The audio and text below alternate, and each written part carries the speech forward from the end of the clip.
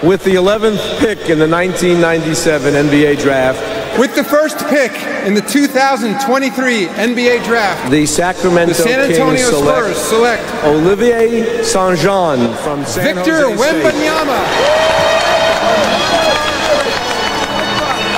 J'étais le premier joueur FIBA à avoir quitté son centre de formation pour ensuite intégrer une université américaine et qui ensuite a été drafté. Il n'y avait pas de précédent légal. Est-ce que ça refroidit certaines franchises, ça? Refroidit. Évreux appelle la veille de la draft et demande $1 million. Oh là là là. Refroidit.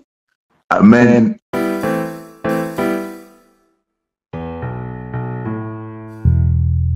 Bam. There you go. T'es un peu affilié au Maroc, non? Un peu. Mais mon gars, le Maroc, c'est... J'arrive même plus à parler. Tu me parles du Maroc, j'en perds les mots. Je suis un amoureux du bled. J'adore le Maroc. Comme disent les Américains, it's the tip of the spear. En Afrique, c'est la pointe du couteau, c'est la pointe de la lance. Si je pouvais vivre là-bas, je vivrais là-bas, sans aucun problème. À quelques jours de la draft 2023, une draft extraordinaire, vraiment spéciale, parce que first pick, c'est un Français. Dans le top 10, tu as vu, on a un deuxième Français, Bilal Koulibaly.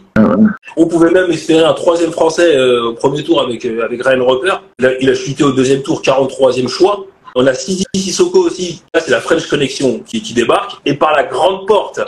Alors moi, je voudrais avoir déjà un premier ressenti de ta part sur cette draft-là.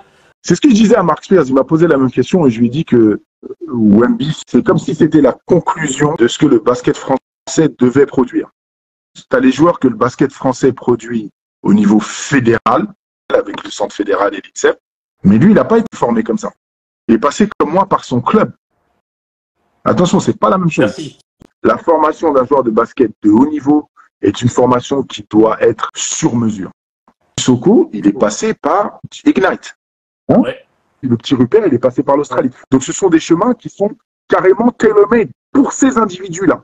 C'est ce format qu'il faut employer. Au lieu d'employer le format, on va à l'INSEP, cookie cutter, avec des coachs qui sont là depuis 60 ans, et on fait ça, et on fait ça. À Wemby, dans les années 90, on lui aurait dit hey, va manger, va pousser de la fonte. Non, je veux pas te voir sur le terrain. T'as un très beau geste, oui, mais va faire des lancers francs, va.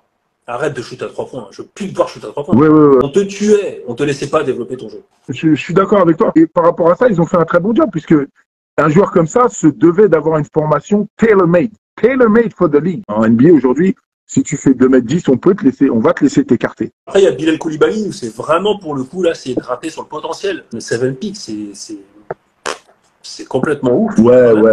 À un moment donné, tant de salaire, où est-ce que tu as été drafté, n'a plus aucune importance. Hein. Parce qu'à un moment, il va falloir être un entraînement. Il va falloir gagner ta place. Exactement. Tu vois ce que je veux dire? Nous, à l'époque, on avait 4 années garanties. Maintenant, c'est 2 plus 1 plus 1. 2 années garanties, ensuite 2 années d'option club. Donc, c'est pas nécessairement simple. Tu as posé des problèmes, toi, d'afficher cette ambition à l'époque. Tu paraissais pour un prétentieux, simplement parce que tu disais, excusez-moi, la Pro A, j'aime bien, mais mon rêve, il est là-bas, quoi. Non seulement j'ai fait quelque chose, j'ai dit que j'allais le faire, je l'ai fait, et sur le chemin de le faire, j'ai dit à tout le monde, allez-vous. J'étais un peu taré dans ma tête. À l'époque, j'ai été recruté de France par les 2 universités qui étaient en finale du championnat NCAA l'année d'avant. North Carolina et Michigan. Michigan. On arrive à la grande époque 90s gangsta mood, époque Tupac Biggie avec le Fab Five. C'était l'épicentre de Black American Culture, quelque part, de la culture black américaine. Après, il y a des choix très intelligents de ta part. Tu comprends que tu vas pas avoir l'exposition que tu mérites. Tu as fait tout ce chemin-là, c'est pas pour être 12e homme. Niveau technique, niveau tactique, niveau compréhension du jeu, je suis limité basketement parlant. Certes, je pouvais courir, sauter et tout ça, mais point de vue basket, j'étais faible. J'ai été voir Fischer et je lui ai dit, j'ai besoin de transférer parce que vous n'avez pas le temps de m'apprendre à jouer pour que je puisse me développer en tant que joueur. Ça, tu le savais pas en venant, ça? Ah non, ça, tu le découvres au bout de la 3e semaine d'entraînement. Tu vois les intensités des entraînements, la qualité des joueurs avec lesquels tu joues. Frère, c'est tendu quand même. Si tu bouges pas, en fait, tu vas pas aller en NBA. C'est ça. C'est l'objectif, mais c'est un peu l'objectif tabou. Il faut pas en parler, même à toi-même, parce qu'il y a des étapes quand même à passer avant. Donc là, il y a le changement à San Jose State. Et là, Là, t'exploses. Deuxième saison, une troisième saison où tu finis à 22, 23 pions par match. Je passe quand même 2 à 3 heures dans la salle. Hormis mes temps d'entraînement, je passe beaucoup de temps à travailler mon game avec mon pote à l'époque, Keith Moss, qui était assistant à l'université. Quand tu as vécu cette expérience de mindset, de passer d'une grosse école à une petite école, mais plus rien ne t'arrête, frère. Moi, non seulement je viens d'une petite fac, mais une petite fac sur la côte ouest. Tout est concentré sur la côte est et sur le Midwest. Donc les scouts, ils te découvrent, même les scouts institutionnels. Une fois que j'arrive au camp de Chicago, j'ai déjà vécu une expérience qui me permet d'aller, excuse mon langage, bouffer du ricain sans aucun problème. Quand je suis assis avec qui? On est assis au Hard Rock Café, je m'en souviendrai toute ma vie. La liste sort après le camp de Chicago et tu vois que tu es dans... Ah, gars. Ok, j'ai fait le taf. Joe, et les larmes aux yeux, hein. Tous les deux, on a les larmes aux yeux, littéralement. Le jour de la draft, quand tu rentres dans la green room, dans ta tête, tu te dis je suis top 10, top 20. Avant que tu sois invité à la draft, déjà, tu as déjà fait 20 workouts avec des équipes. Au moins, le club qui m'a drafté, moi, les Sacramento Kings, m'avait déjà prévenu qu'ils allaient me drafter en 11e position. La situation qui était marrante avec ma draft, c'est que j'étais le premier joueur FIBA à avoir quitté son centre de formation, ensuite intégré une université américaine et qui ensuite a été drafté. Il n'y avait pas de précédent légal. Est-ce que ça a refroidi certaines franchises, ça?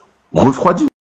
Évreux appelle la veille de la draft et demande $1 million. Oh là là là. Refroidi. Amen. We were sweating. On transpirait. Mon agent, il vient à Paco, il me fait, ouais, Tariq, on a un problème. Je fais, non, il peut pas y avoir de problème, frère. Évreux a appelé la NBA et leur a dit que tu leur appartenais et que le club NBA qui doit te drafter doit $1 million. Et après, ça fait le buzz. Parce que disons, Sacramento, ils disent, ouais, si on doit payer, on va pas drafter. Mais les autres équipes. Puis d'une petite rumeur comme ça, les espoirs, on a voilà. fait des espoirs, ça. Tu dégrades. Voilà. Exactement. Donc, les avocats se sont parlé, tac, tac, tac, tac, tac, et ils se sont rendus compte qu'en effet, il n'y avait aucune législation. Ils ont tenté un coup de bluff. Ils se sont dit, bon, il y a un billet à récupérer. T'imagines bien que c'était pas le club qui se disait, ouais, Tariq, il va réussir à aller en NBA. Olivier, il va réussir à aller en NBA. Parce qu'il y a eu des précédents, parce qu'il y a eu des Taler Abdul-Wahad. Un jeune peut aller dans un club de Pro B, être honnête sur son futur en disant, voilà, moi, l'année prochaine ou dans 2 ans, je me présente à la draft. Il y a eu combien de Français draftés entre moi et Wemby, par exemple? Le nombre est énorme.